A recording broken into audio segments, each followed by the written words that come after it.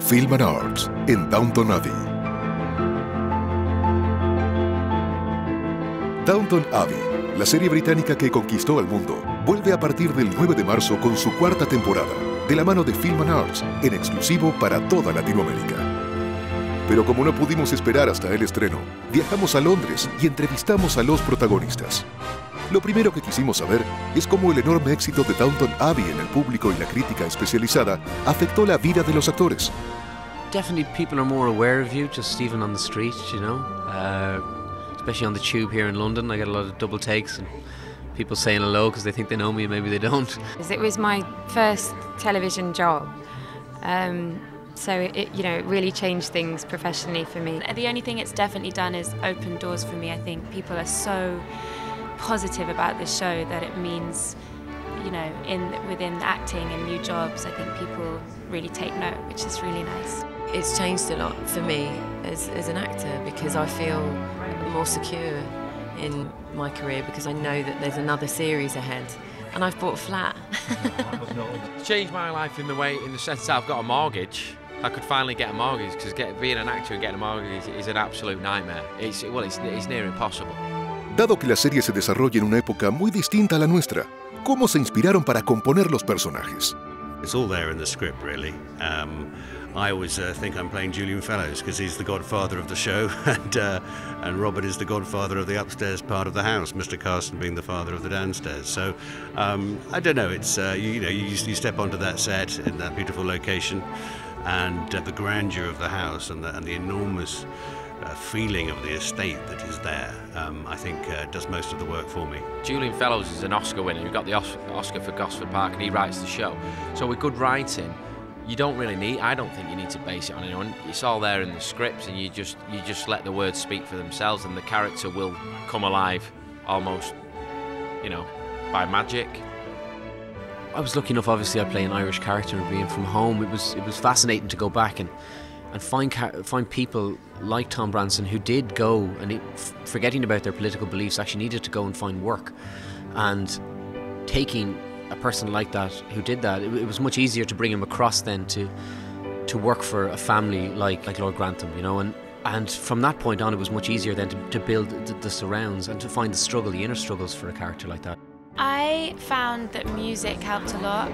My character is really, she finds, I don't know if I can say that, but she listens to records and she's obsessed with music. So I listen to like Al Jolson and these singers of the time to kind of infuse me with that energy. And I did a lot of dancing too, which she does throughout the series. So I did sort of the foxtrot and the one step and the two step, and that really helped. I did a bit of research, you know, reading through books and stuff like that, but we're very lucky to have a fantastic historical advisor called Alistair Bruce. We call him the Oracle because he knows everything about those times and the etiquette, and he's connected with the now royal family, so he kind of knows what he's talking about. And for me, it's very much about the voice of the character. That's how I get into the role. And then, of course, the costumes are, you know, they help to get into the character. Y hablando de personajes, quisimos saber si, en la vida real, serían amigos de ellos o de alguien de características similares. I've met several Roberts in my time. I think personally, if I met him at a party, I'd probably have a nice 20-minute conversation with him. That would be it. I've got very little in common with him, really. It's funny, I have a relationship with my character a bit like an older sister and a younger sister. I'm kind of the oldest, like, come on, grow up and, you know, behave yourself. And I kind of sometimes find her extremely infuriating. What, a homosexual underbutler? There's not many of them about, really, believe it or not. Would I be friends with my character? I probably would be friends, but we'd have a lot of arguments. I don't think I'd agree with a lot of his points. I don't know that I know anyone like Edith, and I hope I would be her friend. I think it would be a bad idea to cross her. I think everyone can sort of sympathise with Edith. She's a very strong woman, but she can be quite spiteful, and yeah, I'd like to be friends with her, but I think it would take a while. Y finalmente llegamos a lo que más nos intriga, la cuarta temporada. ¿Qué esperan de los nuevos episodios y cuáles son los retos para su personaje? I think now that the audience has invested in these characters so much, it's returned to much more of a character-based show, less plot, less time moving on. It's much, I think this whole series only takes place over a year rather than the slightly faster pace we had certainly in series 2. All of the characters at the beginning of this series are all dealing with the news of Matthew's death. So, but for Edith, there is a sort of another sort of light at the end of the tunnel is her life in London, and she has this relationship with her editor who is in love with her, and she's sort of deciding what to do about that, because I think as much as she clearly feels the same way, it's complicated because he's married. She's slowly coming out of her bereavement, so it does take a long time for her to adjust again, and she's very reluctant to meet other men, even though they're being thrown in her direction, and she's bonding slowly with the baby. She's not the most maternal of mothers, which for me has been a challenge because I love children, so I find it hard to have to be reserved with them. My instinct is to be all cooey and, you know, cuddle them. Her challenges, I think her challenges are to try and fit in. She really wants to have fun and kind of push the boundaries of what young girls are allowed to do, but with that she can't entirely ruin the reputation of the family and also get herself in so much trouble that she could lose her position, and so she's towing a fine line between enjoying herself and behaving.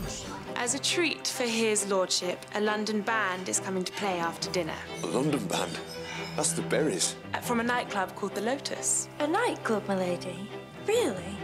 We see Thomas is back at Downton Abbey working, and you'd think the experiences of last season would have made him more humble and more sort of gracious towards his fellow man, but no, he's just as bad and just as evil and angry as he always was. You are sly and oily and smug, and I'm really pleased I got the chance to tell you before I go. Well, if we're playing the truth game, then you're a manipulative little witch, and if your schemes have come to nothing, I'm delighted.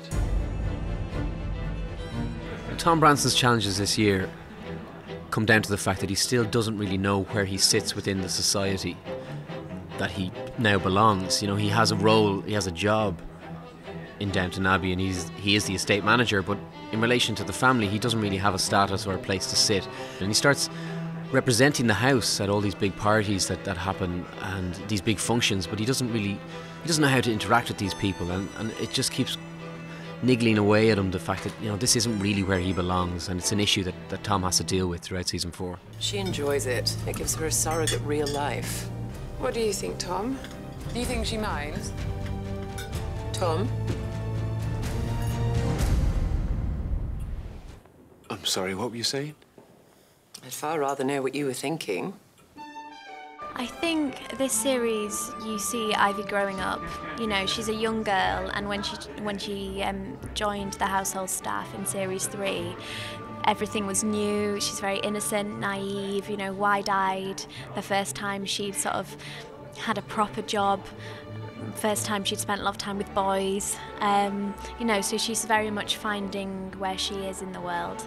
My expectations have been surpassed in the way that I'm speaking to you from Argentina, and Argentina watch our show. I mean, no one envisaged that. It's huge in America. It's surpassed all our expectations. I was just happy for it to go again, you know, in this country, in the UK. That it's been sold, licensed in over 200 territories is unbelievable. I think people will be really intrigued to see where it goes this year. It has brought about new characters, of course, because there are new potential suitors for Mary, and the story has really changed for many other characters, not just Mary. My expectations are that no one tells me I'm bad in it. As long as no one does that, I'll be happy, and as long as they don't get killed, you know, they have a habit of characters disappearing in the show, so I just don't want to be one of them. I think people will enjoy it. I've seen the first episode, and you know, I laughed and I cried. I think it is a great place to take these characters on from, and so I hope people enjoy it as much as they have previous series and more. Pero no nos podíamos ir sin apelar al buen humor de los actores y les hicimos 2 últimas preguntas. ¿Qué haría su personaje si de pronto despertara en la actualidad? ¿Y cuál sería su primer tweet? That's a very good question. What would you do first? In this century, oh God, that would be dangerous. I think she'd be like Lindsay Lohan or something. He'd probably ask for his newspaper to be out. Go to the nearest gay bar. Because for the first time in his life, being gay, in this country anyway, would not be illegal. So he could finally find love. Well, he used to be a chauffeur, so I'm pretty sure he'd go check out the cars. I think he'd be pretty amazed at the advanced in the mechanics. And he'd probably go and get an Aston Martin. I think she would wonder where her maid was. I think she'd say she'd be curious to know where Anna was. She'd have to dress herself. She would have to cook for herself. She'd have to adapt a lot if she lived in this century. I think she'd probably start ordering people around and have a shock. Her first tweet would be, where is Carson? His first tweet would be, is anybody out there? That's something evil, something scary. Yeah. What would his first tweet be? What is this? Where's the party? I don't know. Y antes de irnos, alguien tiene algo para decirnos. Keep watching Latin America. Downton Abbey, cuarta temporada, a partir del domingo 9 de marzo, solo en Film&Arts.